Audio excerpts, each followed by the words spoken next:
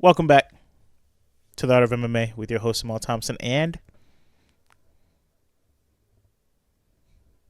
Roger. Roger. Indeed, how you doing today, sir? I'm doing good. How you doing, Amal? I'm doing great, man. I'm doing great. We had a banger of a card last weekend, didn't we? We sure did. Yes, yes. Um, I want to start with the prelims a little bit. I missed the first fight. Actually, I missed the first two fights. But I know you were able to kind of catch in on the Fatima one, or did you catch any of the Bisanger one as well? Some of the Bysinger one as well. Okay. Um, yeah, I Uh, watched both the kind of listened to the Camilo and the Borshev, mm-hmm. and then from there the Bysinger Eric McConaughey fight. I saw both of those, Okay. or saw the second one. Um, listened to the first one.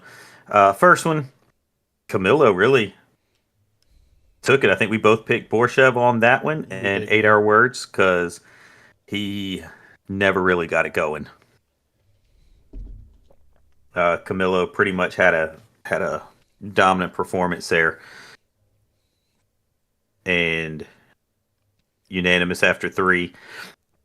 But Borshev just really couldn't get anything going. Didn't seem to be able to work his game at all.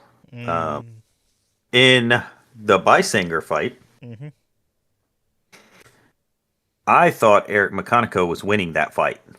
Okay. Which, to give you credit, you did say he Raw. I had mean, an you could have it opportunity to one do to that one if in the oh, preview. You gave McConaughey a lot of credit, so kudos to you for that. I did. Yeah, because he can hit, Mm-hmm. and I really this was one of those things where we talked about he's new. He gets a lot of shine from Hazmat Shemaev, and I really think this showed that he's got a lot to work on.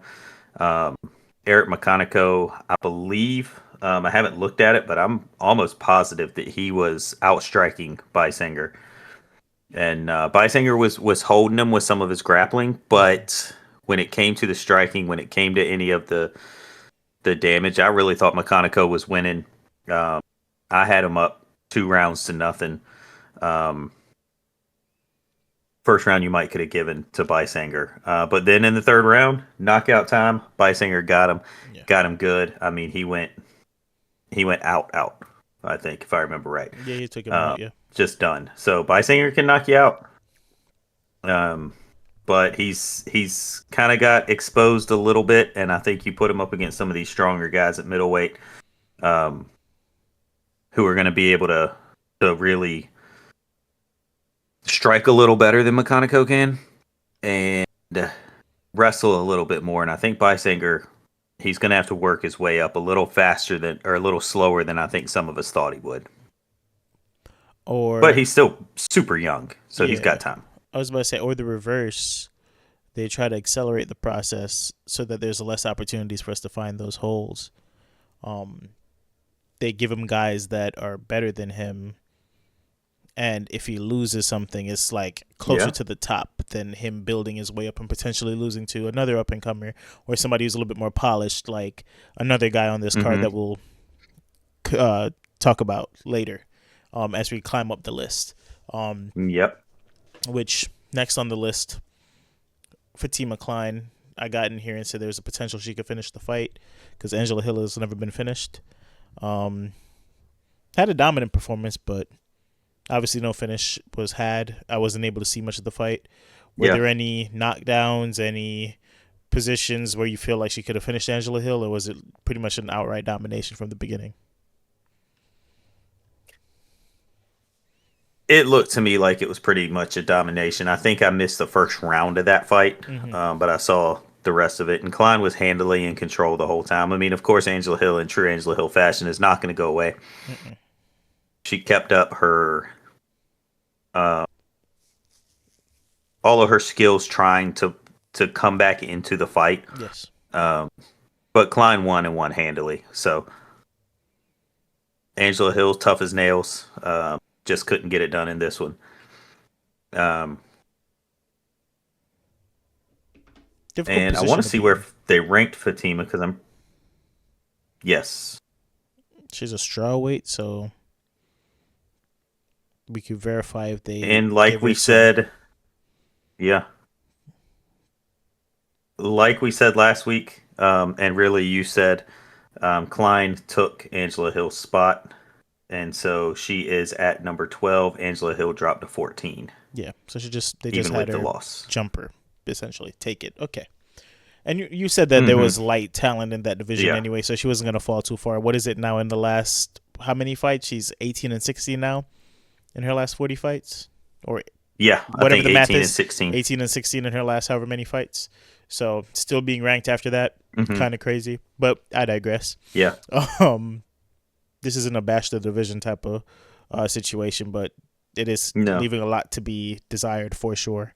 Um, the more I'm looking, the only fight I really caught start to finish was Ethan Ewing and Malcolm Wellmaker. So I'm gonna let you take the lead on Sabatini and the Daukus okay. wins. Um, were you able to see those ones start to finish? Uh, yeah, Sabatini, uh, great fight for him. 7 to 12 takedowns. Mm-hmm. Um, and that was really the story of the fight, to be honest with you. Um, he dominated more with his grappling. Um,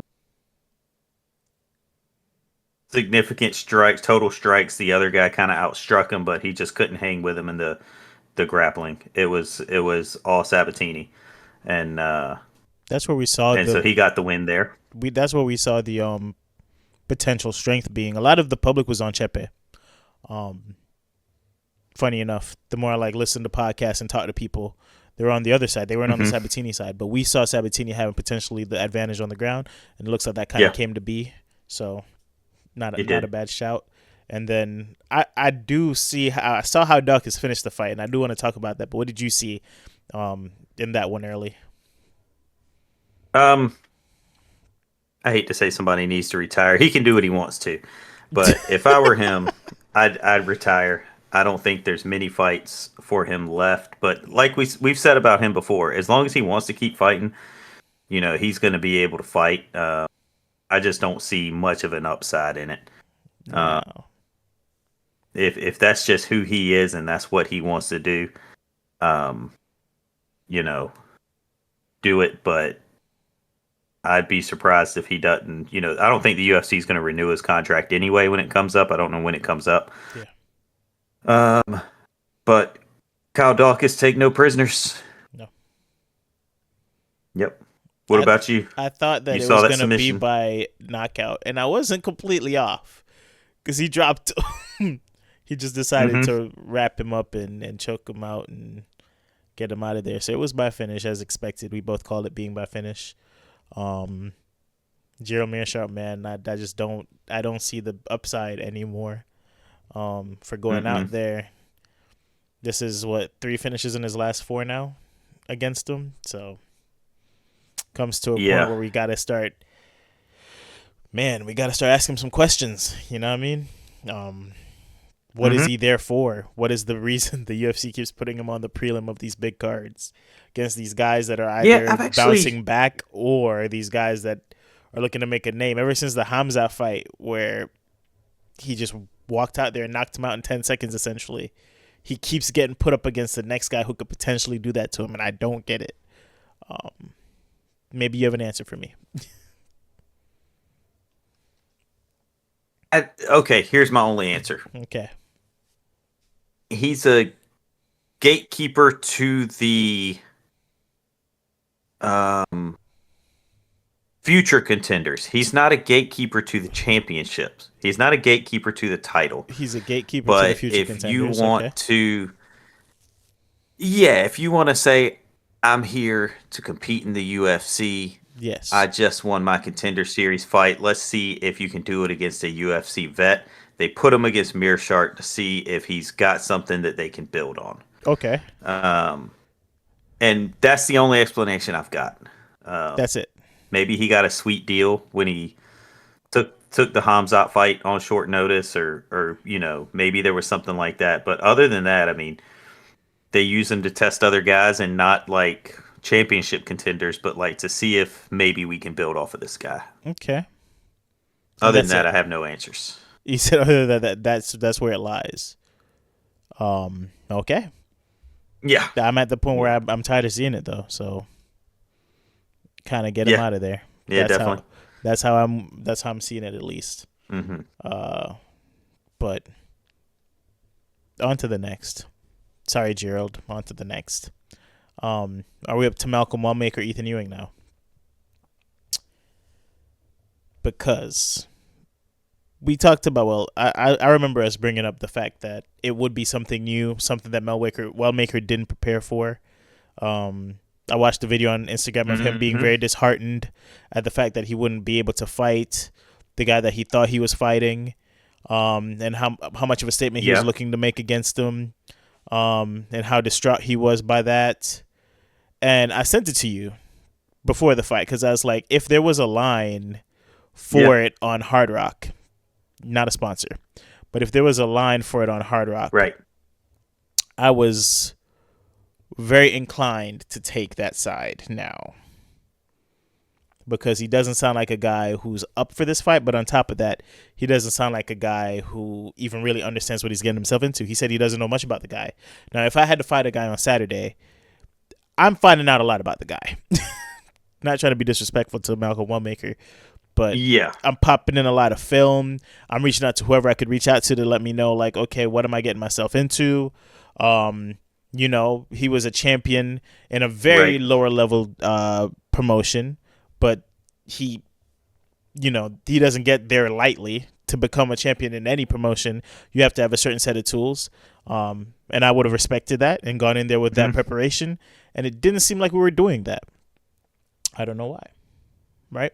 So come to find I out, mean, very last minute fight. very last minute fight, but Yeah. I'm spending everything in the next 12 to 14 hours preparing myself and not telling the world, like, oh, I have no clue what's about to go down, but let's just see how this goes. It's probably not how my approach would be Right.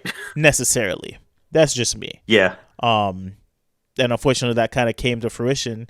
This guy is a lot more balanced of a fighter than Wellmaker is currently right now.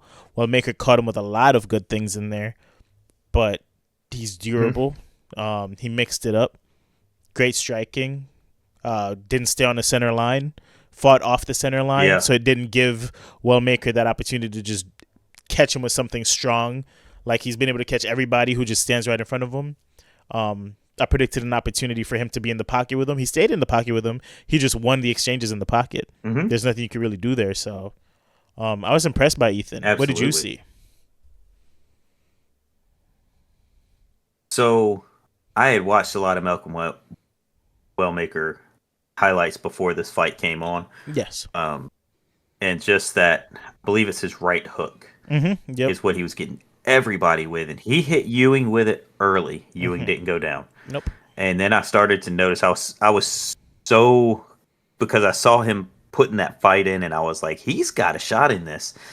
And I was like, I really don't want to see him get knocked out in that. I want to see where this goes. And every time he threw that hook, Ewing was able to get off that center line. His I head know. movement and his movement in general was so good. Fantastic. And the announcers even brought up later in the fight, reminiscent of Diego Lopez. Even though Diego Lopez lost that his initial fight, he was so good, and I think they were thinking there was a possibility Wellmaker could win that. Yeah. But Ewing was just, he seemed to be the more experienced guy. He seemed to be the better striker. Um, and he seemed to have a knack to put things in the right place. High fight IQ, I'd say. Okay. Now this is one fight. How much can you tell after him? He's what, 9-2 now. So, but he's on a 9-fight win streak. So I think he lost his first 2 fights he ever fought, and he's been on a tear ever since. Yes. And beat one of the more exciting prospects in the UFC, and now making himself one. And I didn't know Wellmaker was as old as he is. Yeah, I he's up thought he there. was maybe mid-20s. Mm-mm. Yeah, and Ewing is 4 years younger than him, so a lot of upside to Ewing if he can continue to impress. Again, it's one fight. Um, Wellmaker's not a champion; he's a prospect, but very impressive, Very very impressive for very sure. impressive. I'm excited to see what Ewing's gonna do. Um, but he could do a lot, and he came up in weight for this fight. He did, yeah. I think he's a bantamweight generally. Mm-hmm. Yeah, Yeah, he so is. it, impressed. He Uh, made Wellmaker look like Wellmaker was an amateur still. no, for sure he did, and I I thought. think Ethan Ewing should get something off of this fight, in terms of like I don't know if I Hmm. necessarily say like a guaranteed contract, but he definitely has earned himself another one in there. Um, let's give him a run and see what he's got. Right. I was impressed by just the skill he Hmm. showed in that one. Um, on to the next. Aaron Blanchfield, Tracy Cortez. Uh, pretty sure we both took Blanchfield here, if I remember correctly. Uh, she just looked more skilled. I mean, Tracy Cortez was catching her on the feet a little bit, especially at the back end of the first, because Hmm. Blanchfield just refused to shoot. And then the first like realistic opportunity to get Tracy Cortez on the mat resulted in a sub. Um, Aaron's just light years ahead of her on the Yeah. ground right now. Even after a long a long time away from fighting to recover, um, she came back in, Hmm. looked fresh, did her thing very well, and the sub initially looked like something that Cortez would be able to get out of. She just Yeah. wrapped that choke tight and kept wrapping it until Cortez kind of just fell into it, um, to where she couldn't get out, and then it was tap season. Um, unfortunately, and maybe this is the hater in me, it doesn't get me excited for her getting a title shot. Because if she plays that first round the way she plays that first round, against Cortez, against any of the higher end prospects in her division, it's not a pretty sight. Um, it didn't look good on the feet at all. And if she puts Yeah. herself in that position against somebody who can, play the game of, okay, if you take me down, I'm comfortable, right?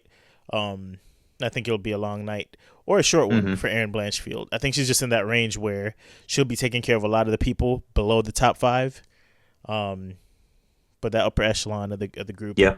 or a solidified striker. One of these girls coming in that we've been kind of raving about, um, the last couple pods.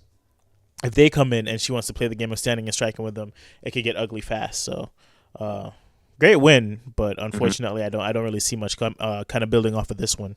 How about you? Yeah, I'd say it was a great win. Tracy Cortez is a good fighter. Mm-hmm. She's solid, and I think this does solidify Aaron Blanchfield in the top five. I mean, she was already in the top five, but Yeah, she was four or um, whatever, but yeah. it solidifies her as a contender. To be honest with you, I think Valentina Shevchenko's Yeah. up there, and I don't think she's got anything for Shevchenko. No. Do what? I said no, I don't think she has anything for Yeah, Shevchenko I either. don't. No, but I had to rewatch that submission because I didn't see where she got her, Mm-hmm. and I honestly didn't see where she tapped. I had to go back like 3 times to see how that was done. But I mean, she did, um, and it was pretty slick. So Mm-hmm. I'll give her that. Well Maybe executed. one fight away from a title shot. Maybe. Maybe one fight away from a title shot. But I think with the sparsity in that, I think she puts her name in the mix. Yeah. I don't think she wins, but she puts her name in the mix definitely. That's what it's about at the end of the day, I feel like. And you never know what could happen. If Valentina decides to go up and vacate, we just saw Macy Dern and Verna Jaideroba fight for a belt based on vacation of a belt. So if that ends up Yeah. happening, if Shevchenko decides she wants the Do winner you of, think she'll do that? no, but in hypothetical world, Okay. hypothetical land, we say she goes up to Yeah. fight whoever wins Harrison Nunez, which would be a terrible decision for Shevchenko at this point in her career. Again, hypothetical land. That's how I could see Blanchfield Yeah. potentially getting her hand on gold, if she's asked to fight for the vacant belt Right. against somebody else. But outside of that, I think that belt's wrapped up tight until Valentina calls it quits, or Valentina calls it quits and Whaley goes back down or something. Because if Whaley decides she wants to, stay up once Valentina leaves, I Yeah. think she could kind of control that belt for a long time too. Till we see how some of these other prospects shake up. So, Possibly, yeah. yeah. One of our more, I think this is one of the one fights we decided to disagree on. My boy RoboCop. The Bo Nickel Rodolfo Vieira win? No. No, the Bo Nickel Rodolfo Vieira win. That one was before Rodriguez. No, Rodriguez and Roman Kopylov was next. Remember? No, what fight? Roman Kopylov and Bo Nickel and Rodolfo Vieira. No. We want to talk about that fight? Yeah, we want to talk about the Roman Kopylov and Greg Rodriguez one. We have to. We have to, man. Because Roman Kopylov was in it, remember? I know you don't want to remember. It's okay. Who? Roman? Roman. Roman, what's his name? Yeah, Kopylov. Ooh. Yeah.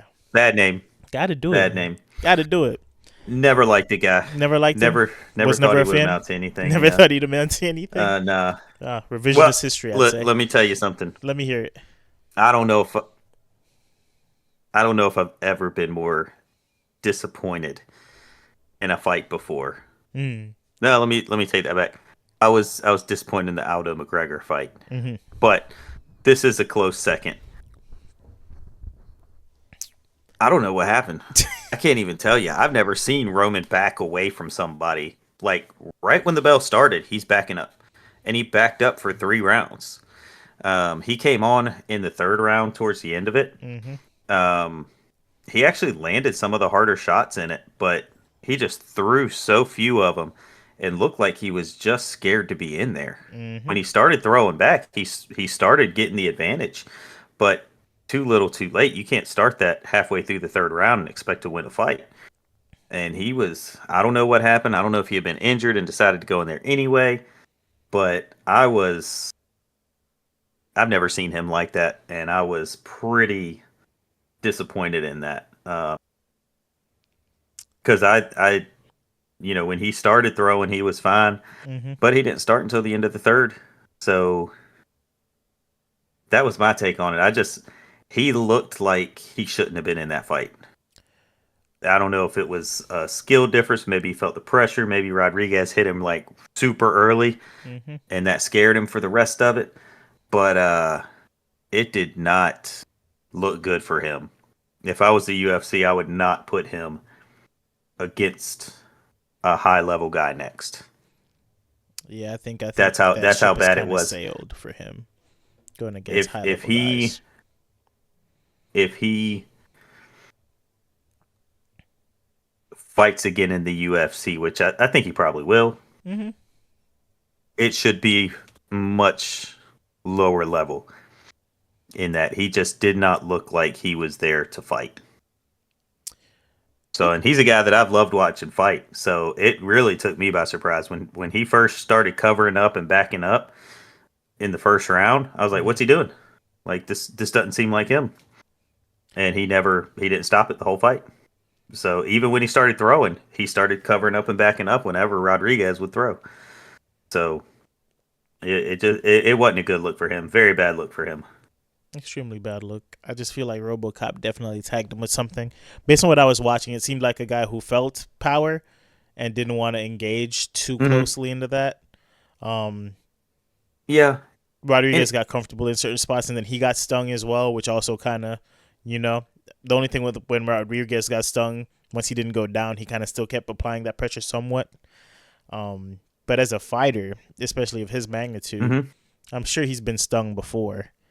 You can't let that just decide, okay, now I'm a counter-striking guy when that's not really my fight style. I don't really have the speed or fluidity for that. Even though we thought he was more fluid than RoboCop, which he did look more fluid in there. He was just escaping shots and running for the most part. And RoboCop, the shots that he did land were substantial enough to get him that decision win. So. So let me ask you a question because I have an opinion on this. That I didn't think RoboCop really looked that impressive in that fight. No, I wouldn't say that What he do you did. think? Do you think he looked that impressive? No, I wouldn't say that he didn't. Yeah, He just did enough. it baffled me. Um, Yeah, yeah, I think the fight was underwhelming from what we were selling it to be. But we said that was also a potential like yeah. outcome when both guys Definitely know what it underwhelming from what I. was. You know. Yeah, if you'd have told me that they were fighting tomorrow, I Mhm. would still think it would be fireworks, and it just Mhm. it let me down. Yeah, I think both guys just didn't want to end up on their back in that one. The only guy that was willing to put the foot on the gas a little bit more though was Rodriguez, Mm. even if it wasn't successful. So, um, Yeah. decision win for Rodriguez. Oh yeah, he won the fight. Credit to him. Yeah, we get him hopefully on It a better yeah opponent maybe on a better card, but we got to go back to the drawing board for Kopylov yeah for sure. yeah yeah. One guy who definitely is gonna have to go back to the drawing board is Rodolfo Vieira, um, after facing Bo Nickel. Now I Mm-hmm. want to give you your flowers here, or I don't remember who said it, but we said it on the pod, so we'll both take credit. Anthony There you go. Hernandez out wrestled Rodolfo Vieira pretty easily. Bo Nickel is a high level wrestler, probably one of the highest level wrestlers, as you say, Mm-hmm. in the UFC still, right? His credentials are Yeah unmatched in terms of American wrestling, uh, probably since what yeah. ever for guys entering at this level, right? Um, DC. yeah, DC's up there, yeah, No, DC is yeah, up there with him. for sure, Olympic and stuff, right? Henry Cejudo. Triple C, Well, he had an Olympic gold, but he didn't have college yeah, gold. So, um, but yeah, Randy Couture prestigious, was up there. but like in But yeah, recent the years, this has greats been in up the there, sport. yeah. Yeah. Once Rodolfo was exposed like that against Anthony Hernandez, and we talked about the last win being against Trayshawn Gore, who I think if he sees me shoot, he's not gonna engage with Mm-hmm. me on the side street. That's how much he hates the ground game. Um, Bo Nickel looked comfortable the entire time in there because I don't think he Yeah. feared getting into an exchange on the ground with Rodolfo Vieira. And Rodolfo Vieira looked scared Mm-mm. crapless to potentially get into a grappling match with Bo Nickel. And that was just kind of what Yeah. did him in because he's not faster on the feet than Bo. I thought he'd be able to apply pressure to Bo and be a better level striker. He looked slow, very slow in there, and Bo took Mm-hmm. advantage of that. And Bo looked very fluid as a striker, which this is the best I've seen him strike since he's been in the UFC. Um, and just kept laying on damage and damage on top of Rodolfo until finally the head kick came over the top and put the lights out. Spectacular moment created by Bo. Kind of gets him back on track, What a head kick. right? Nasty head kick. Kind of gets Yeah. him back on track on what he's trying to do. Oh yeah. But I'm a hater at heart, so I'm gonna say what I feel like is gonna come out of this. We're Okay. gonna Go get an for it. overconfident Bo, and I don't know if Overconfident, I bro. don't know if we're in for that being a good thing for him going on in this division, because we were talking about potentially him fighting in a little bit too heavy of a weight class for him. Maybe he should go down a weight class, but that execution of that level of fight of Rodolfo Vieira is gonna have Bo Mm-hmm. potentially on the track that he made the moment, so he's gonna skip the line a little bit. That's always how it works. He had the credential, he Mm-hmm. had the, now he has Yeah. the moment. They're gonna give him somebody in that middleweight division that is a problem, and I don't know who that is. Yeah. I don't know who I would make that next fight for him be. I don't know if they'd give him like Robert Whitaker on the way down, but I don't like the idea of Bo fighting Robert Whitaker. What says you? No. On the podcast Mm-hmm. last week, Yeah. one of the things that I made a big deal about is where is Bo Nickel's heart? Mm-hmm. If his heart is in it, because this sport is all heart. If his heart is in it, he can go far. I was not convinced his heart was in it. Mm-hmm. Um, maybe I'm one of the ones he was flipping the bird to, whatever. I liked that side of Bo Nickel. Yeah. Um, he showed everybody that he's here to fight. Yeah. He at least he told everybody. He showed us in the fight, and he told us in the fight that he loves doing this. This is what he wants to do. Hmm. A Bo Nickel like that is dangerous. Yeah. Um, I think a Bo Nickel like that will get a top 15 fight next. Probably. Um, and if I'm UFC, I'm giving him somebody 10 through 15. So you're looking at your Gregory Rodriguez, who will be ready to fight about the same time. Jeez Louise. Roman Dolidze. I'd love Roman I think he Dolidze could for take him. Roman Yeah, I'd love Dolidze Roman Dolidze for him. tomorrow. Yeah. Yeah, I think he I, massacres I Roman think he Dolidze. knocks Roman Dolidze out of the top 10. Um, I wouldn't go Michael Venom Page or higher. Uh, Yeah. I think he beats Kevin if you Holland. know, but I think Marvin Vittori Hmm. he beats. I think Roman Dolidze he beats. Hmm. Um, but again, one of the things that I think is if you want to be there, you got to be willing to fight any guy. There's two guys in there Hmm. that top 15 that would be tough fights for him. I think that in that 11 through 15 spot, and that is Gregory Rodriguez and Paulo Costa. Oh yeah. They've got the heavy hands. We saw what Rainier DeRitter did. If Rainier DeRitter got him in the knee, with the knee in the liver, that's going to put a lot of people out. But it kind of looked like he didn't really want to be there in that spot. Hmm. So if you want to test that, you give him Paulo Costa, you give him Gregory Gregory Rodriguez. Rodriguez, Yeah. and you let some of your heavier hitters go at him and see what What we he's have got. there. Yeah, I That's the 100% way I agree would with go those about it. guys. If I was giving Bo Nickel the matchup for, I think the Gregory Rodriguez is a great shout. Because if Rodriguez wins, this says a lot for his name value. Um, and catapults him Oh pretty yeah, far forward, like it did for DeRitter if he finishes him, especially. Um, and then on the flip side, if Bo Nickel takes down a monster like Gregory Rodriguez, in spectacular fashion, or if he gets in there and grapples with him aggressively, because Gregory Rodriguez is considerably bigger than Bo. Um, I think that would do numbers for him as well. It would definitely help catapult him yeah. back into a conversation. So it does.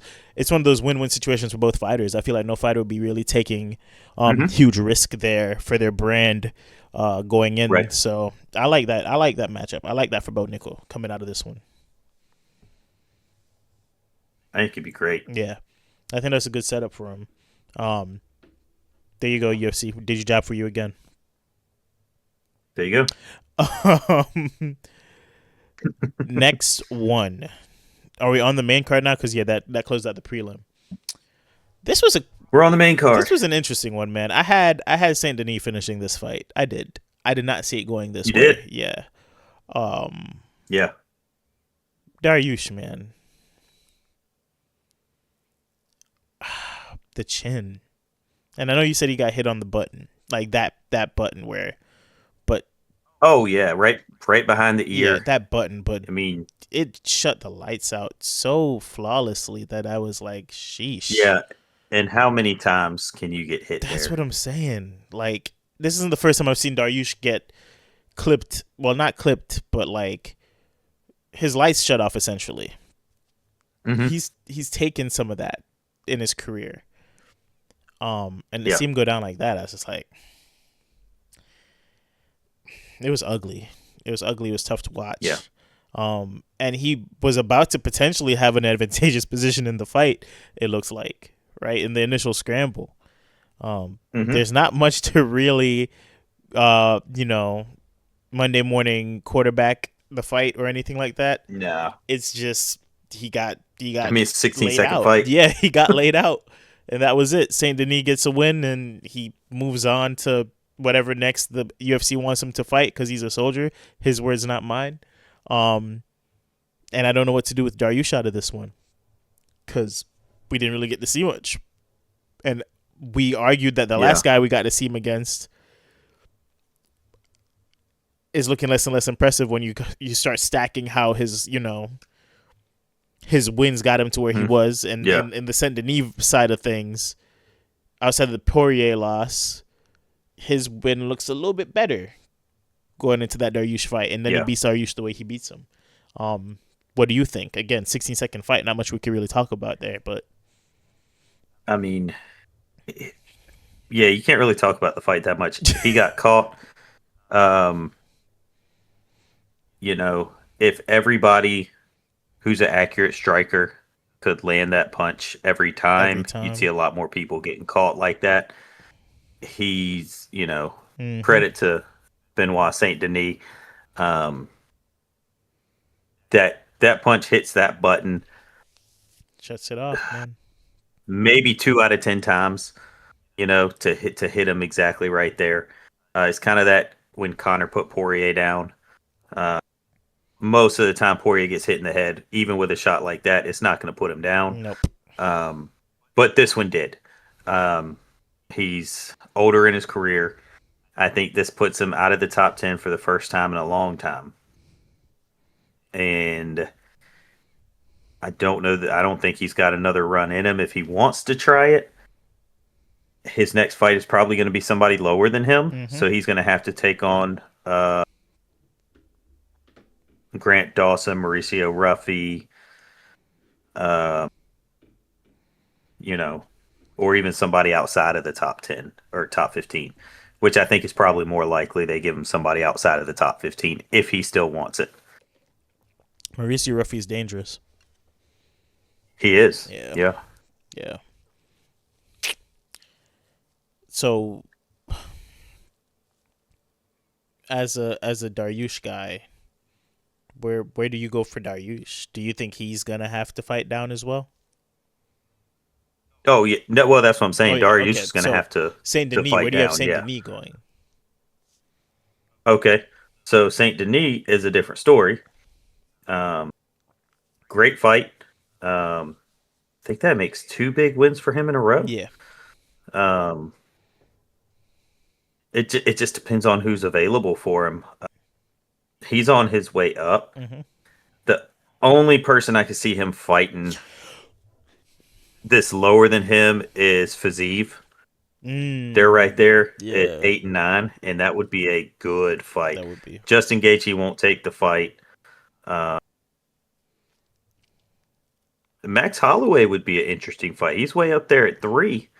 If he's wanting, Gaethje's not taking a fight that's not a championship fight. Sarukian is going to go with Dan Hooker. Mm-hmm. I don't know if Charles Oliveira is available, but he's not trying to fight anybody that low. And Patty Bimblett's looking for a title, so um, I think Fazeev or Gamrot are right there around him, but Fazeev is probably a better fight for him. I like the idea That'll of be Max exciting. Holloway taking that on just for a warm up. I think Max I Holloway do would too. work him on the feet really, really bad. I think it'd be very ugly. But I'd be excited to watch that for sure. Maybe headlining a fight night or something. Yeah. Um, If you're gonna go higher, I think somebody like Max who wants to solidify his position as a lightweight yeah. would be a good fight for him to take. Mm-hmm. It's a dangerous fight though, because if he loses It is. It is to Saint Denis, dangerous. then he's gonna drop significantly. But if he can win, it keeps him up there. Yeah. Yeah. It kind of So keeps in these so that's contendership out of the that's what I would see for conversation. him. So yeah. Yeah, I'm giving Saint Denis a guy Hmm. higher up for sure. Dariush fighting anybody Yeah. of consequence scares me for him going forward, but um, yeah, Yeah. I'd probably give Dariush, like you said, a roughie, to see if Ruffy can build his name back up, and then I'm sold on that Max Holloway versus Saint Denis going forward. I would love to see that fight. Just based on them having a Yeah. common current opponent. They both had back end of his career, Poirier, and how different that looked for both guys. Hmm. Very, very different for both Yeah. guys. I like to see Yes. them get in there together. So, um, not bad though. Quick finish, which kind of led to another quick finish We had Prates Leon Yeah. Edwards on the next one. Right? Well, that was what, the second round finish, right? Yeah, but yeah, early second round finish. Um, I think we were Yeah. both in agreement that if this fight was gonna end for Prates in a positive way, it'd probably have to be by finish. Um, and Hmm. if Leon Edwards was gonna win this fight, he'd have to extend it out as much as possible. My idea was for him to wrestle. Um, he attempted that at the back end of the Yeah, first round. he did. He was successful in the takedown. He had Prates controlled. Hmm. It didn't look like an exciting fight, and Prates was very bored being in that position, um, as he showed with his facial expressions. But I think it was the safest way for him to make it through the rounds and potentially get a decision win. Prates got in his head, I think, and forced Leon Edwards to fight in a way that, to Leon in most situations, is a very um, advantageous spot for him to be in as somebody who has been in there with Hmm. wrestlers who are better than him. He's usually more comfortable on the feet, and he fell into that trap of being on the feet with Prates, and got taken off his feet clear, Yeah. um, early in the Yeah, he second did. round. KO, not technical, definitely KO. Um, Carlos Prates Oh, second yeah. round, and it's tough because there's a little bit of revisionist history now about what Leon Edwards meant to that division and what he was in that division. And people are calling him the worst champion ever, which I think is a little bit crazy. Um, Yeah. just based on the Yeah. champion he took out twice. Yeah. You beat Usman twice. That's Yeah, not. that's not. Yeah. Yeah, but I also think in terms of fight IQ and the last few fights that he has fought, he's doing a lot of damage to his reputation, kind of like a Woodley at the back end of his career. Um, Hmm. some of that stuff is going to be hard to unsee, right? Like Yeah. for Usman, you could say flash kick. He dominated most of that fight. For Edwards, whenever Yeah. he was on the feet with Prates, you could see the signs that it wasn't a positive situation, and he played that game a little Right. bit too long until the lights got turned off. What did you see? I I saw me being wrong in this fight. 100%. He said, "I I saw me told you I'd being be wrong." That's disappointed hilarious. if either one of them shot a shot, Yeah, and then you corrected me and said no, Leon's gonna wrestle, he's and gonna I was have to. disappointed to see you be right in that. However, I will say that was the best course of action for him because I put Leon in on a different stratosphere in the striking than he was at in this fight. Mm-hmm. Prates was faster. Prates was more accurate. Um, and he eventually got him to fight his fight. Before that, you could make the argument that Leon won that first round. Mm-hmm. But um, doesn't matter what he did in the first round. He got knocked out in the second round. This is a 5 round fight, or 3 round fight. Prates took it. And looking at his fights, that left straight is crazy for Prates. He's knocked so many people not just down, Mm-hmm. but off their feet. I mean, it looks just the same when he hits them with it. Um, Completely off their feet. but there is some revisionist history going on, and I've heard it a few times on the protest side that he's the next contender, that, Yeah, you know, nobody out there can beat him. And we forget that Ian Machado Gary just beat him very recently. very recently. Um, and so this welterweight division is crazy right now. And I've heard a few people saying, especially this week, how much Prates deserves a next shot at the title and how nobody in the welterweight division can stand and strike with him. But excuse me, Ian is right over there in Ireland or Brazil or wherever he's living at now. He just And did he it. just did it. He just did it. And he won the fight. I mean, people are giving So, Ian a lot less credit because the what was it, third round, fifth round, looked the way it did, but like that doesn't matter. He won the fight. yeah, yeah, he won the fight. So Um, and it wasn't a fluke. He won the fight. Um, so that welterweight division, which I'm assuming we'll talk about a little later on who the contenders are, I've got a way I want it to go, but we'll get to that in a little bit. yes, Um, but yeah, Prates, great fighter. Seems to be a genuinely good dude, Yeah. and a fun guy to be around. So we'll see where this goes. In terms of future opponents for both these guys, Leon's in a bit of a rough spot. I feel like, Yeah.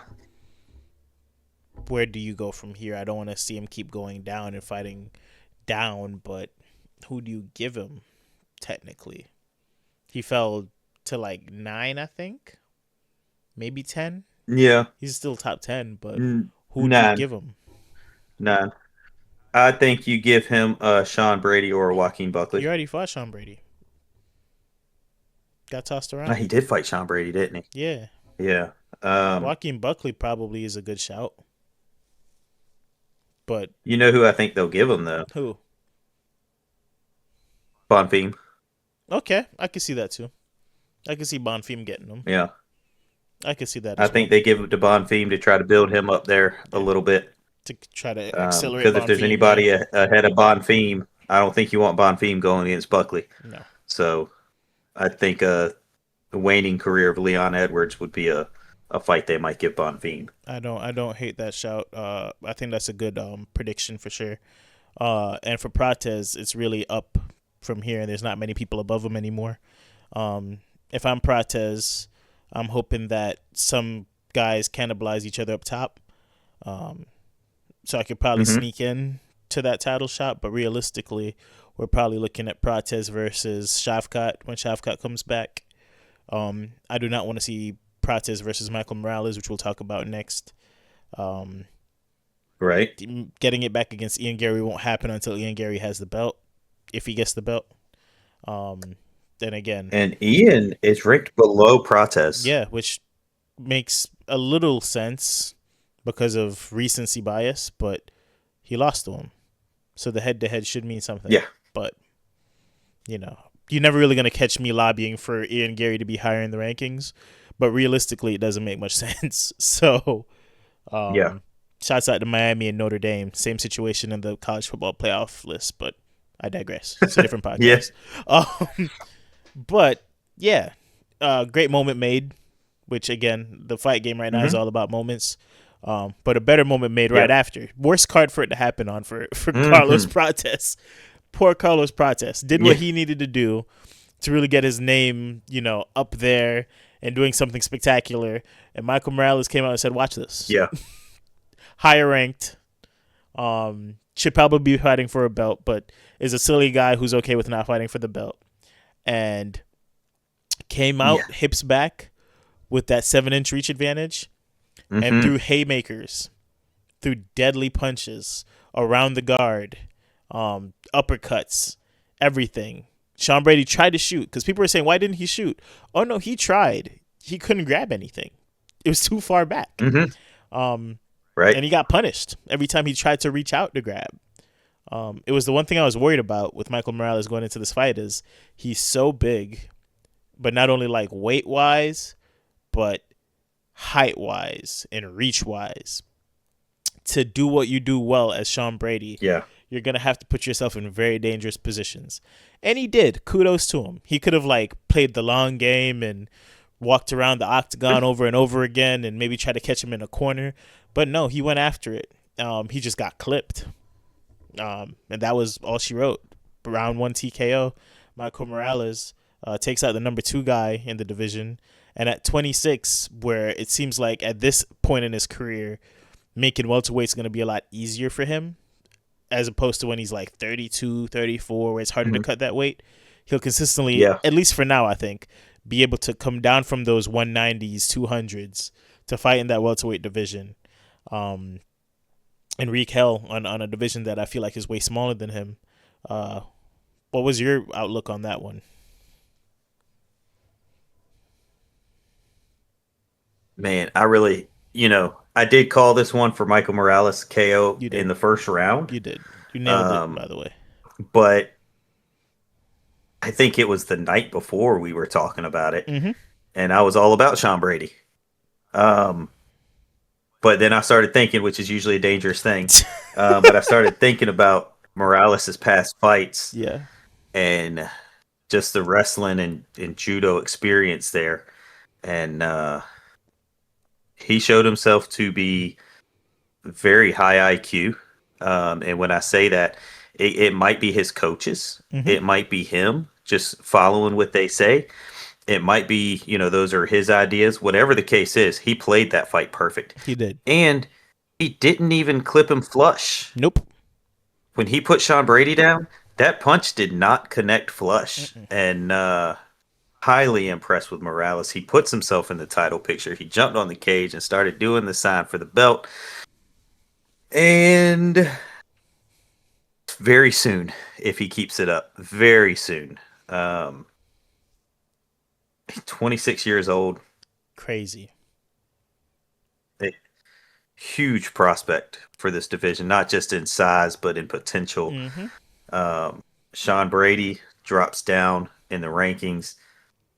Michael Morales goes up, puts his name squarely in that shot for the next title shot.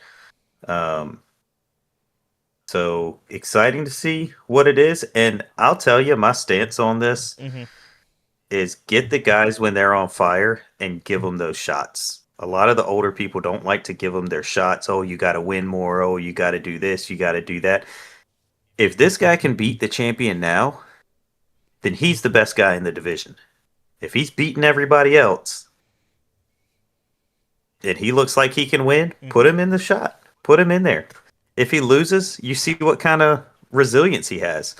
But put him there. If John Jones never got that shot at the title because he had to win this and win that, maybe he doesn't win a title till he's 30 because he had to jump through so many hoops. But he got the shot. And then he kept it for 10, 12 years, Wins every title shot he's in, except the ones he gets busted for something on. Mm-hmm. But I say give the kid a big shot, which he's gonna get now because you can't keep him out of the top 5 now. He's got a big next fight. I don't know who they're gonna give him, but he's got a big next one. My prediction is Jack Maddalena. So the welterweight is fixing Jack to Della Maddalena is my have a prediction. very interesting next few months as far as matchmaking goes. Mm-hmm. I think they give him Jack. I actually like that fight. And here's why. I think Islam is going to pull a little book out of the John Jones Bible of if I am going to risk my star against a younger guy coming up, against a killer who's coming up, you got to make it worth it for me. Right? I want legends. He's already pulling that card out. Mm-hmm. I want Usman. And then after Usman, I want Little Tapuria, probably up here at 170. And then after that, depending who's the middleweight champ, I'll go up and take their belt too. Hopefully it's not Hamzat. I'm not going to say that out loud, but hopefully it's not Hamzat. And I'll go up there and get their belt too. He doesn't want to fight the 6 foot, 79-inch reach, on fight night, it's probably 200 pounds guy. He does not want that. Yeah. So I think he evades him. And I think for Michael Morales to kind of keep nipping at his heels, he doesn't want Prates because there's no benefit, I feel like. I mean, I don't think Michael Morales would be afraid of fighting Prates. I just don't feel like that's beneficial for the UFC when you have 2 guys who could be on this trajectory. And on the off chance that Islam goes up or goes back down, you could have these 2 fight for a vacant belt. You get me? Don't risk that just for like a fight night. Doesn't make sense financially or, in my opinion, for these guys' careers. But Jack, who you just saw struggle with a wrestler intensely, you could, again, build up Michael Morales or get Jack right back in the mix if you think Jack has an opportunity by giving them each other. And then giving Prates, Rachmanov an opportunity to play out as well. And that could kind of be your kind of contender elimination situation like you had in the middleweight division recently for who's supposed to be facing Hamzat, right? So, yeah, that's how I predict it going. I don't think Islam's going to take on either of those guys unless it is Prates, because Prates is a little bit smaller for the belt anytime soon. I just don't think he thinks it'll benefit him. And rightfully so. Because, again, Islam is a lot of things, but I don't think I've seen him go against somebody of that nature in terms of that much bigger than him. Because even there against Maddalena, they looked a lot closer in size than I expected. He he would be greatly outmassed by Morales on fight night if they got in there together. Yeah. Yes, he would. Yeah. And he put on that weight. Um, but yeah, I think it really depends. I think a lot of this hinges on um, the contracts that they can get together, Mm-hmm. and who's ready to fight when. And I think depending on where that falls, when Islam wants to fight next, Mm-hmm. um, and whether he wants to fight Taporia or not, maybe he doesn't want to give him an opportunity to get 3 belts. Maybe he does. Maybe he wants to, you know, be the one who says, okay, this is the best guy outside of me. Let me just take him out real quick. Um, but I think you've got a few people there that it's going to be a horse race to see who gets it. Um, and the one who seems to be having his name not out there so much is Shavkat Rakhmonov, Yeah. who, if he's ready to fight, should be the number one contender in my Do book. you agree with that? What? With him being inactive and That he out so should be the long that number. he should be the number one guy? Um, the man fights once a year for the past 3 or 4 years. Yes. So as a champ, you might not want to see that, but long layouts he's used to. Oh, well, So I wouldn't bat an eye at that. If Shavkat Rakhmonov is ready and Islam doesn't want to give Taporia that next fight, yes. I think it should be Shavkat. And if that's the case, I Mm. think you put Carlos Prates against Della Della Maddalena. Maddalena. Okay. Yeah, you put Prates Della Maddalena, and then you put Morales against the winner of Ian Gary, Bilal Muhammad. That's an ideal world Okay. for me. I'm not You against it. give Morales the winner of Bilal, Gary. You give Prates, Jack, Della, and you give Shavkat to Islam.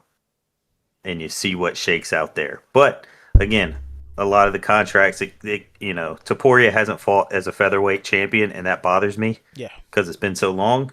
Mm-hmm. And I think they've already promised him that shot.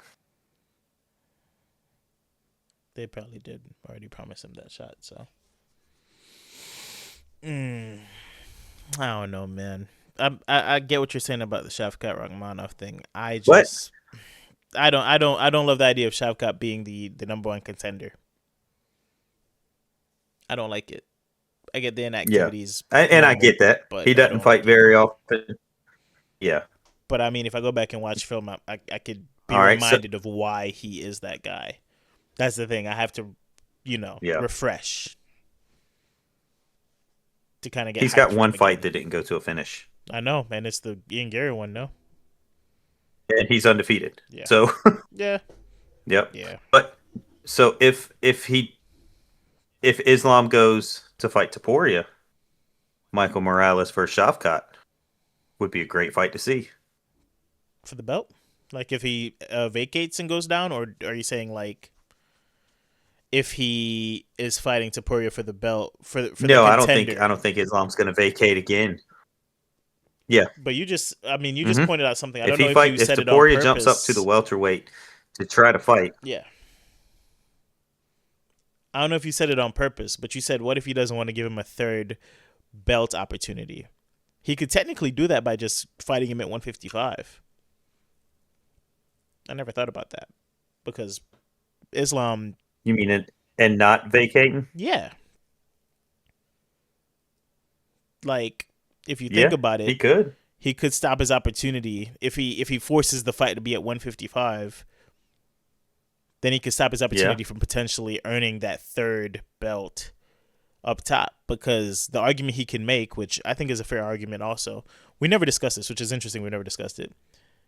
Volk got an opportunity to come up. He's always been accused of allowing the smaller Hmm. guys to come up and challenge for the belt.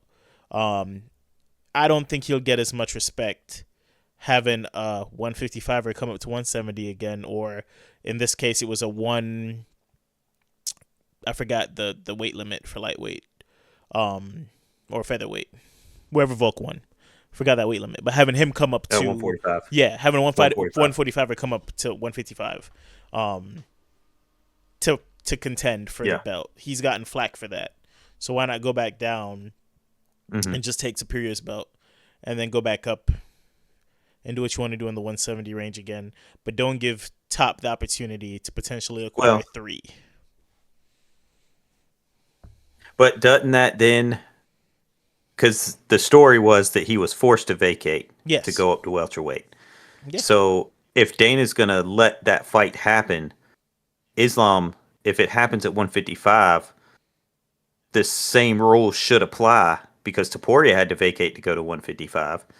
Yeah, but we all know So it's going to if be the that same fight two were to belts happen at handoff thing again. 155, Islam should probably have to vacate again. Yeah.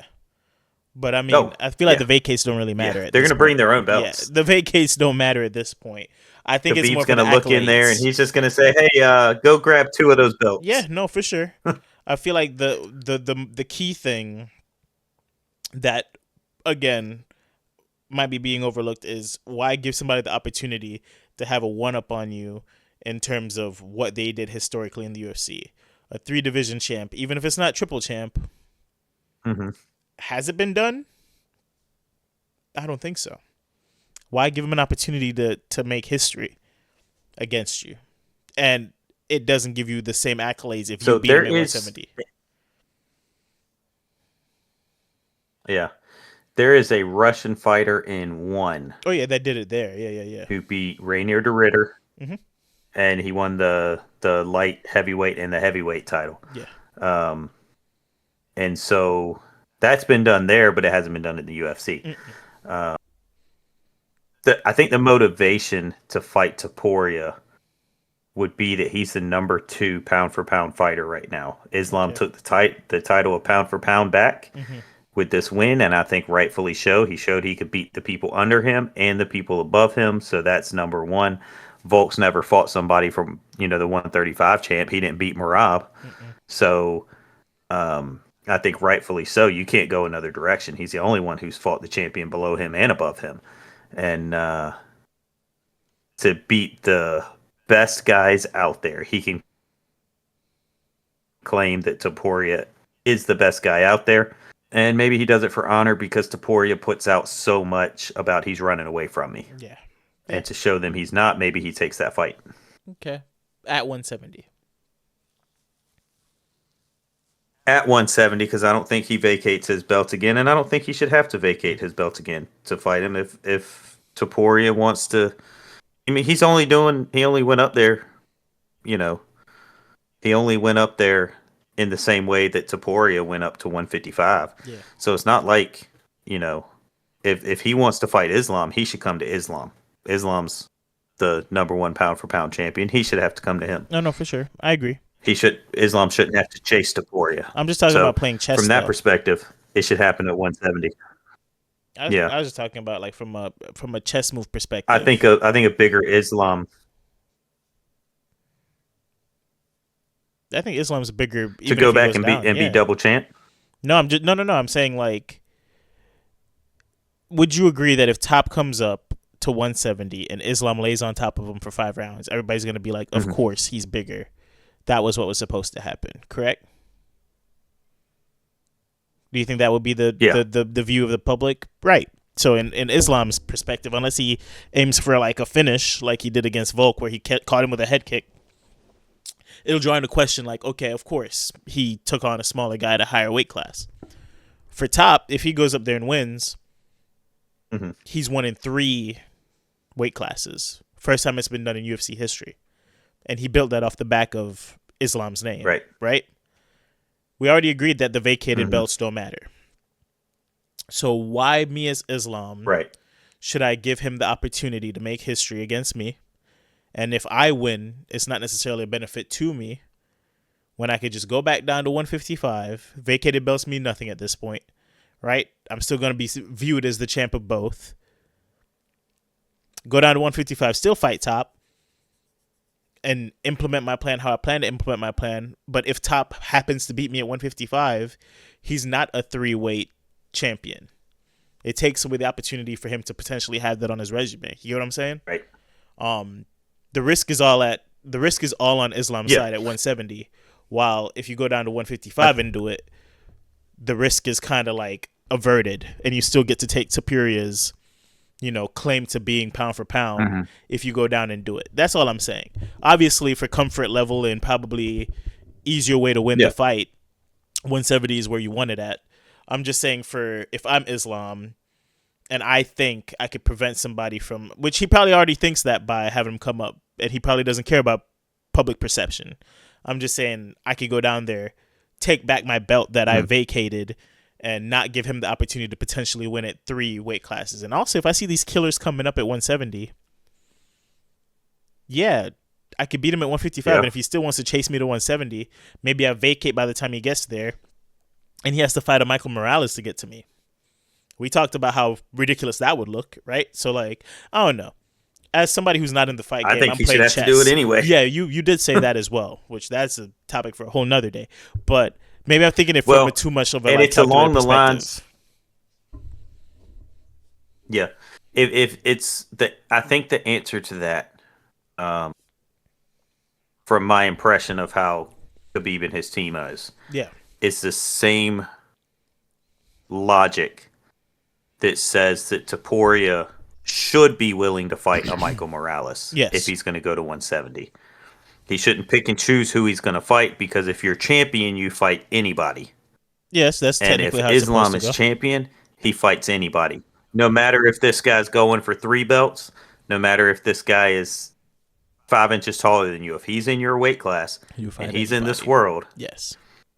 you got to be willing to fight him because you're the champ. And I think that's the logic they use.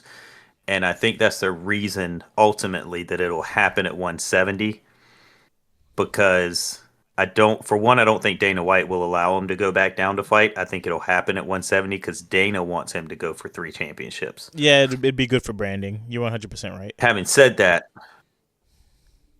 I think Ilias should prove that he deserves to be in that, because there are questions. There are real questions. Can he fight at that level, at that size? He's already come up 1 weight class. If he's going to come up 2, give him somebody in a real contender before you give him a championship fight. Because the last thing you need is your 2 division champ going up and getting beat 50-45. Mm-hmm. So you test out the water, and if he can't win that, he goes back down. He's still champ. I don't think he should have to vacate to go up to fight another contender. But I do think that if he's going for a title fight, he'll have to vacate. Okay. So there's risk for both of them. There is. I think if Taporia, I don't think that's going to happen though. I think they've already promised it to Taporia. I think that's why you haven't seen a fight made. Mm-hmm. I think that if Jack would have won that fight, Taporia would be trying to fight Jack.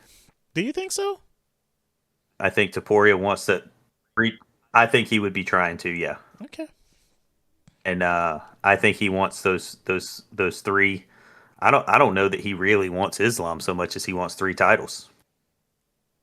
So, I kind of think that he would be trying to get that fight. He wants to cement himself as the greatest, and he wants that 3rd title to do it.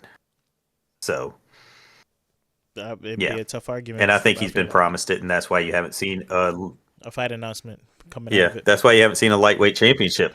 Uh-huh. Because there's potentially a vacant belt to fight for. Potentially. Okay. No argument for me on that one. I just hope that we get some kind of clarity soon going into, again, Paramount UFC, which is when I feel like it will be decided. We won't see either of these guys probably till January. So another person I don't expect to see till January is probably Valentina Shevchenko and Wei Li. Yeah. Not much out there in terms of like surprising outcomes of this one. The only surprising outcome I have is I didn't expect Wei Li to look that much smaller than Valentina. She looks considerably smaller. No. And that leaned into Valentina's benefit of just taking this fight to the ground whenever she decided, controlling Wei Li down there. A few submission attempts in there, but not many. And just 5 rounds of, not lay and pray necessarily, but couple strikes, couple kicks, get in there, get her on the ground. Hmm. Whaley fight for her life, tired as all get out by the end of the third round, and didn't have much of Valentina, and that was the name of the game. What did you see?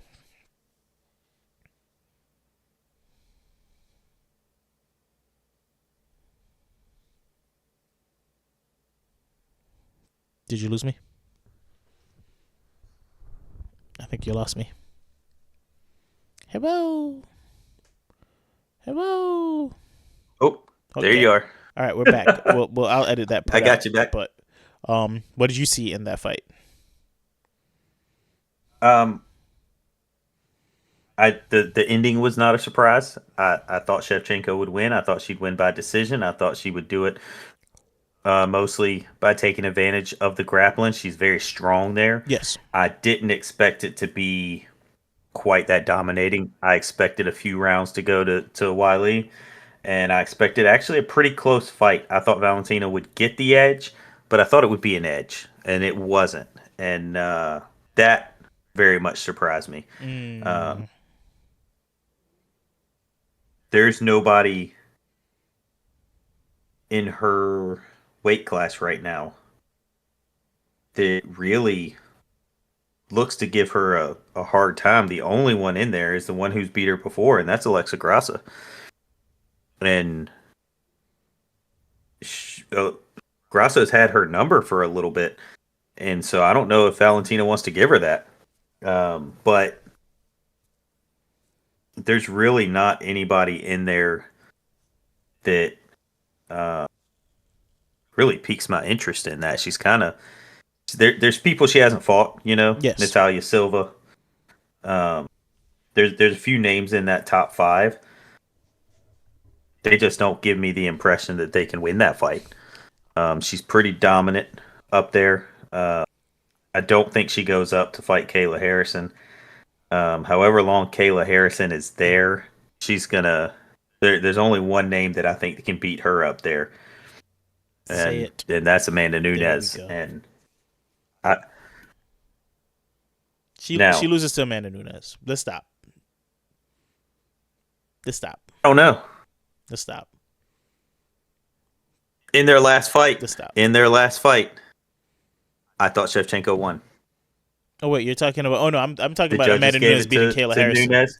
I'm talking Amanda beating Kayla Harrison, but Oh yeah, I'd even say like now I mean, there's a the type of fighter that Shevchenko is in this point in her career is probably less likely to beat Nunes. yeah. And that I think so too. yeah. But I could see her trying to get that because that's a loss she Yeah, she hasn't could been get able that to one back. avenge. Yeah. But outside of that, it's probably Natalia Silva. Yeah, if she could get a shot at it, she might take that. Other than that, I don't think she doesn't need to go up there. You know, Mm-mm. who was the better boxing champ, Lennox Lewis or Mike Tyson? I guess technically Lewis. I mean, it depends on when. Yeah. Lewis beat Tyson later in his career. They're the same age. Yeah. Tyson was killing people in his early 20s, He was. and Lewis was nowhere to be seen. Mm-hmm.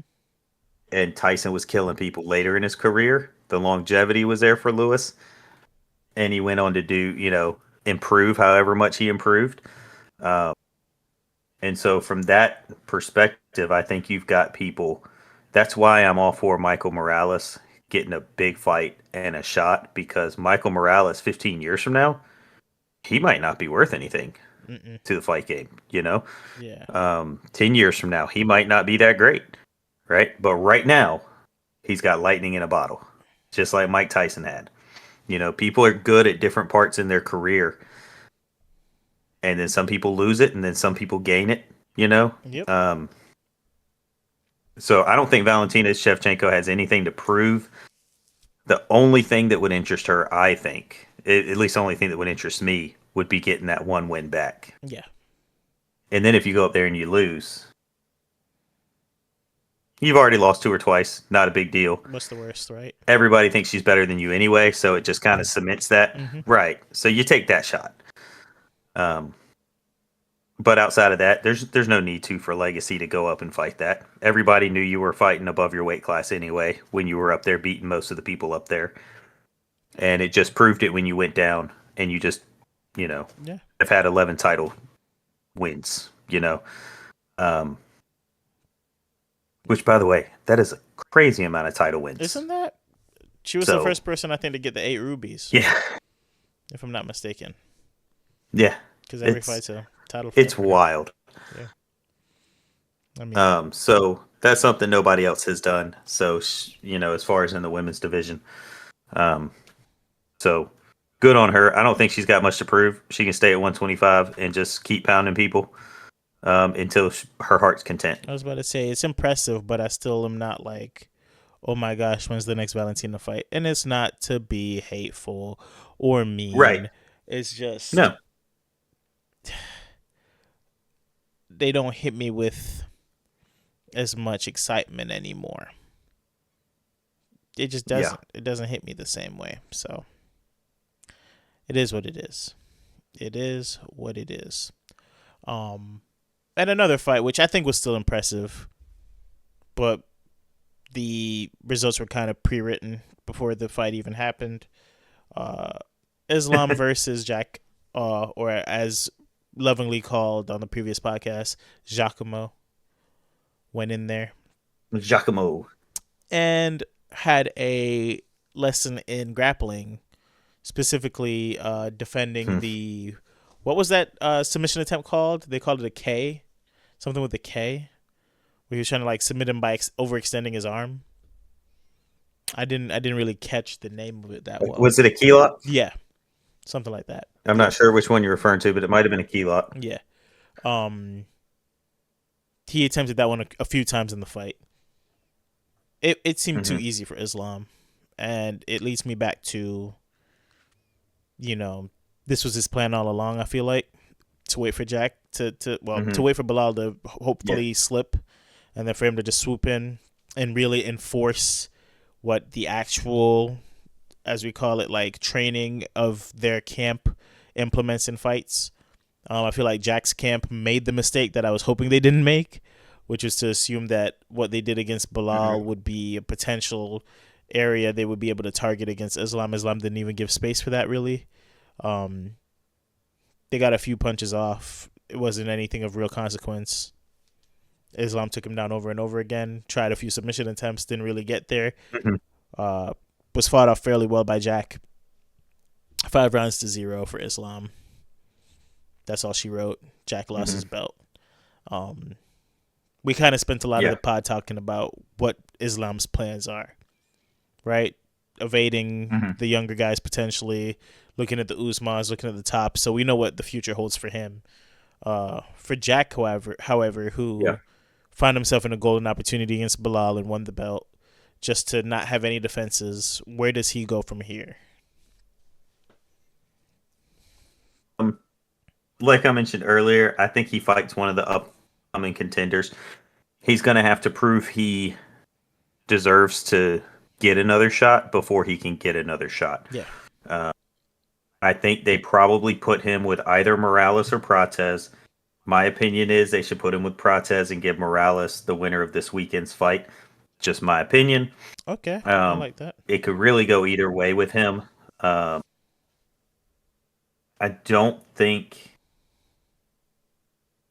he goes much further down. And to be honest with you, all of those fights, if you look at that top 10, they are all good fights. They are. Now he is the number one contender now. Good, the rankings have come out. They put him as the number one contender because he's the former champ. Rightfully so. They've got him above Bilal. And then Michael Morales is right there, then Shavkat, then Prates, then Ian Gary. Those will change. But I think you give him one of your top 8 guys to prove that for him, he's the number one contender. He's going to get a top fight. Okay.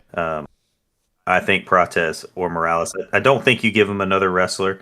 You might compare him with Sean Brady, um, Okay. but they both came off with a loss. Should be ready to fight at about the same time, so that's possible. But uh, I really like Prates Madalena or Morales Madalena. I don't necessarily want to give Madalena another wrestler, so. And I don't know if Sean Brady would be ready to be on the same timeline with Prates. I'm sure. I mean, with Madalena, I'm sure with him not being actually knocked out, it's a quicker recovery time, but Yeah. he took a little bit more damage than Madalena did. I think Madalena damaged his ego more than anything else. Okay, so let me ask you a question. Yeah. Um, Sean Brady did not get knocked out. No. He got TKO'd. Yes. There is a difference. Yes. It was less than a round, Yes. and he had more damage on him than Islam put on Madalena Correct. in 5 rounds. Correct. I think that's crazy. I mean, I think that's crazy. what do you That's the downfall of. grapplers? I mean, it's kind of the downfall. Well, I think that's the problem that a lot of people have with a lot of the fighters from Russia, and maybe I shouldn't say from Russia, but from that camp. Yeah. Is that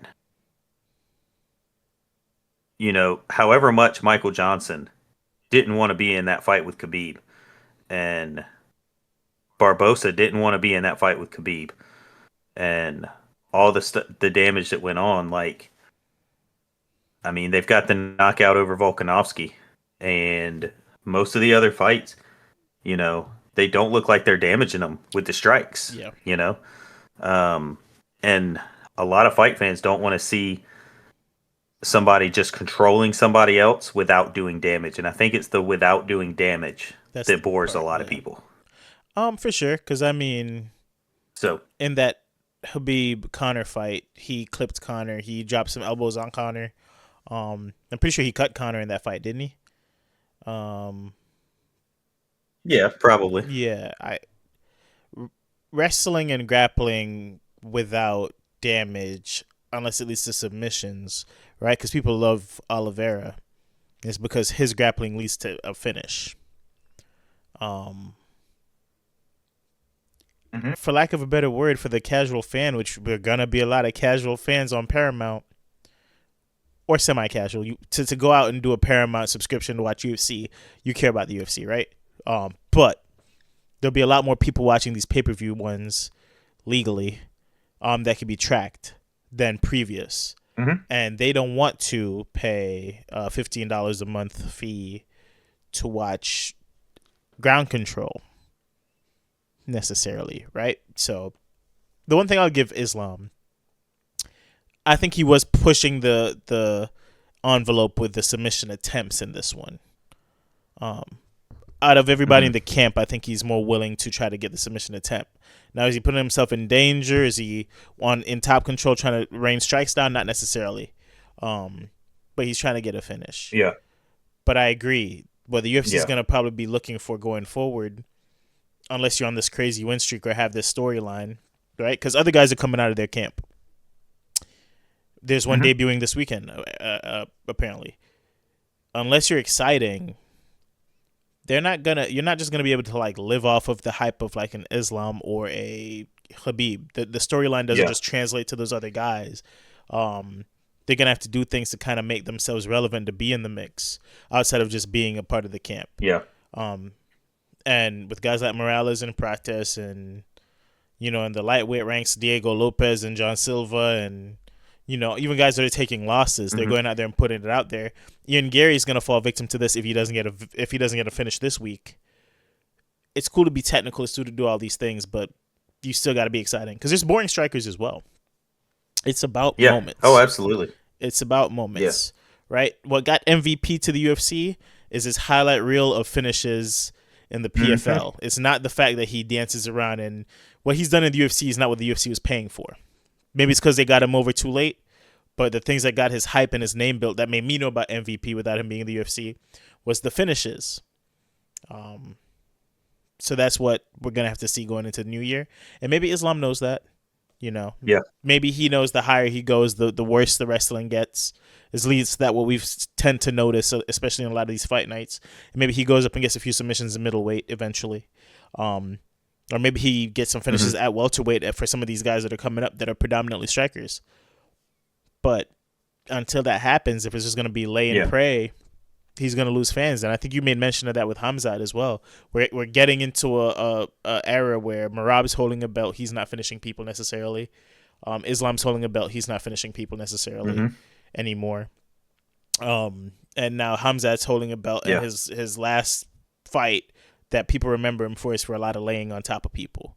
They don't really want that. It doesn't draw eyes. So yeah, things have to change, and I mean, thankfully there's some young blood coming up.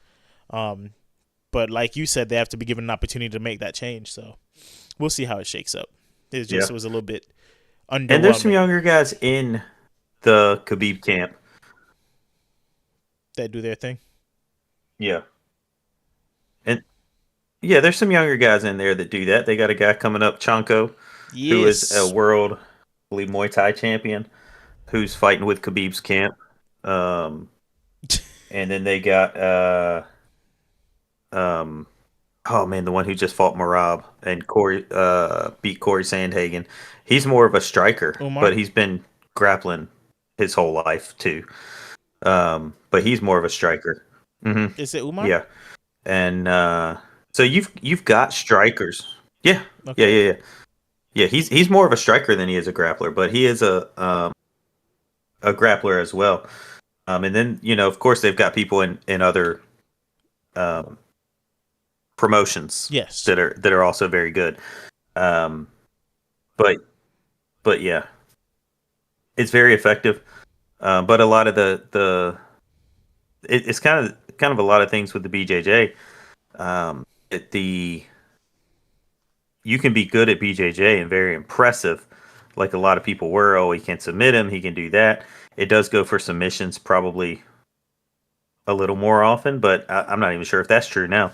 Because the Sambo people have really put on those submissions, but if you're just like a Damian Maia, I mean, that's not exciting to watch. Nope.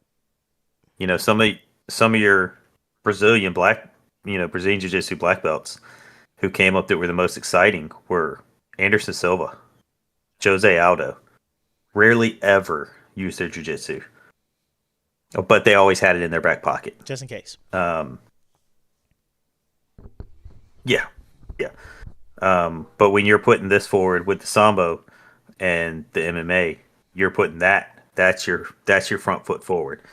And so it'll be interesting to see how that shapes up over the next couple of years with that. Kind of excited to see some heavy-handed people in the division, though. And I think they do pose a real threat to Makhachev.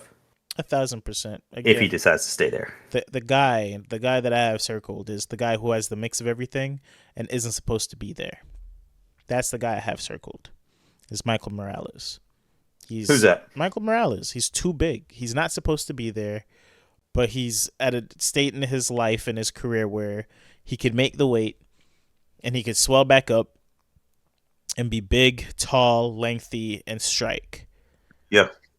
And it's very dangerous to a guy like Islam who he's going to run into his first weight bully with heavy hands, potentially. I mean, Usman's kind of like that too, but he's at the back end of his career, right? This is a 26-year-old fresh young kid, not that many injuries early in the game. Youthful ignorance as well, right? So maybe he puts himself at risk. That could also put Islam at risk. We talked about that being a kind of a negative that Jack didn't really implement, is trying to be too calculated when the plan isn't working. I can see Morales stepping outside of the box and just doing something to try to clip him. Uncertainty in that. Yeah. How do you put it? Rash reactions to things could lead to something very dangerous for Islam. So, exciting times in the welterweight division, at least. I just hope these young guys get an opportunity to do something with it.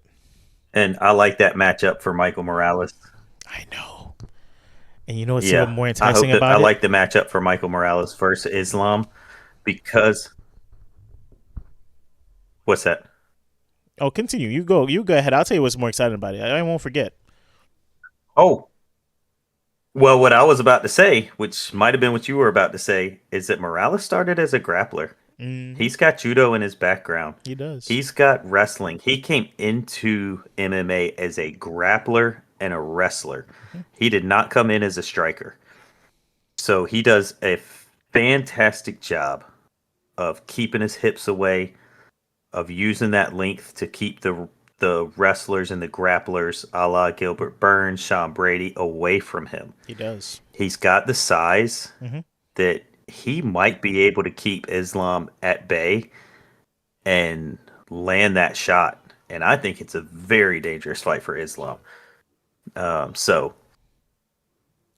And what he'd did you have? and he'd be aggressively plus money. That's what I had. He would be like plus 400 to be in that fight. Not even method of victory. He I would just be plus 400 against Islam. And I would be about it. I Because, put him as a first round. yeah, I'd it has to be I'd within bet the on a first first three round rounds. knockout It for him. has to be within the first 3 rounds, and definitely first round. First round of this last fight was plus 750. First round knockout of Islam probably would hover in the plus 1500 Yeah, I range think I for think. sure. Whew, And yeah, a little $10 to win a little 150. Ain't not bad. bad. Ain't bad for again when I think that's the cheat code too. When a guy has to be in it, that's how he has to win. It's easier to bet that method of victory because you're not Yeah, Michael Morales is not going decision win against Islam. Impossible. I don't see him sustaining 5 rounds of I Islam. don't know if it's impossible, but Very, very we haven't seen unlikely. him go that far Very in it, so we unlikely. don't really know what he has. Because I still got to stick to my guns. When you're that muscle built and that big, the longer the fight continues, the harder it is to maintain that stance of keeping the hips Well, back and keeping your arms out. Like that's gonna weigh heavy, especially if Islam is able to get to him in any sense or capacity and lay on top of him and make him work those muscles to try to get out of those, positions. I think his best opportunity is within those first 3 rounds to blitz him. Maybe bank a few rounds, potentially. You know? Maybe drop him in one, right, but play but safe, me something like that, but it'd be difficult. let me lay this out there. Okay. He is big and he is muscular for Yes. that division, but he's probably under 200 pounds. It's not like he's Brock Lesnar having He's not Brock and it's Lesnar, not you're like he's right. a bodybuilder. No, he's not. He's naturally built that way, and he's not outside of his frame. Yes. I would argue somebody like Rodolfo Vieira is a little bit outside of his frame, a little more muscly than he needs to be for the fight game. A Tim Kennedy was Okay. really big like that. Okay. There's only been a few people I've seen really big like that, very successful. Yoel Romero, Mm-hmm. and he got tired real easy. To your point, but he's not built like Yoel Romero. He is a little bit slimmer. He does have he's muscular. Don't get me wrong, Yes. but I don't think he's outside of the realm of not being able to have endurance. And can you imagine if he's got the power he has? He's got wrestling. He can keep people at bay, and he had the cardio.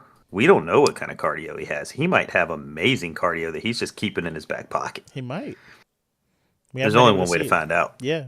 And hopefully we'll get an opportunity to see that play He out. might get he might gas 2 minutes into the second round. Yeah. But if he could go, who knows? I don't think he's too big to have good cardio though. I got you. I do think if he's fighting to get up off of the mat from the pressure I see Islam present, he might have a frowny face like Jack Mm-hmm. Maddalena, Della Maddalena had for Yeah. most of that fight. So, a lot of things to look forward to. But As it, yeah, as exciting as that fight is, yes, it would be hard for anybody to get up 100%. from Islam on top of him. It would be hard for Brock Lesnar to get up. it would be hard for, and I use him just because he's such a big guy. Yeah. But like, no matter how big you are, no matter how strong you are, it's going to be difficult to get up with Islam. So you can't let him get there in the first place. Nope. But Gotta keep him again, at bay. easier said than done. 1,000%. Very interesting things on the horizon. We have a fight night coming up this week as well. But this has been our coverage of UFC 322. Very exciting card. Had a fun time talking about it before and after. And if you guys make it to the end of this video, we'll have a preview of the fight night coming up right after. So thanks for tuning into the pod. Thanks for tuning into these videos. Hopefully you guys are enjoying the content. And we'll see you on the next one.